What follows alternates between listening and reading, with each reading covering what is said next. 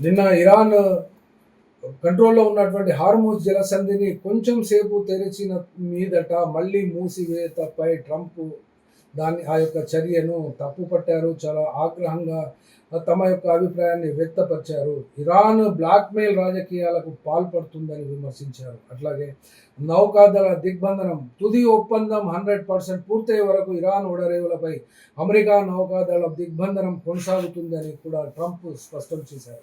అణు కార్యక్రమంపై కూడా ఆయన తమ యొక్క అభిప్రాయాన్ని తెలియజేశారు. ఇరాన్ తన ఎన్రిచ్ యురేనియం అమెరికాకు అప్పగించాలనేటువంటి ఒక వాదనను కొత్తగా తెరపైకి తీసుకొచ్చి దానికోసమే పట్టుపడుతున్నారు. అనగా రెండవ దేశము దగ్గర ఆ యొక్క ఎన్రిచ్డ్ యురేనియంను ఉంచాలని చెప్పి వచ్చినటువంటి వార్తలు, తర్వాత ఆ యురేనియంను ఎక్కడ ఉంచాలనేటువంటి విషయంలోనూ ఇప్పుడు కంప్లీట్‌గా అమెరికాకు అప్పగించాలి అనుకుని మాట గడియకు రోజు రోజుకు మారుస్తున్నటువంటి ఈ యొక్క సందర్భాన్ని ఇరాన్ ఖచ్చితంగా దీనికి ఒప్పుకునేదే లేదు అని తెగించి ఇరాన్ కూడా చెప్తున్నది.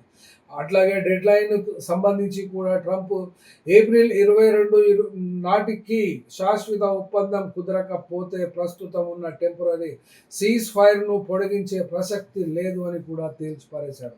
అనగా ఈ ఈ యొక్క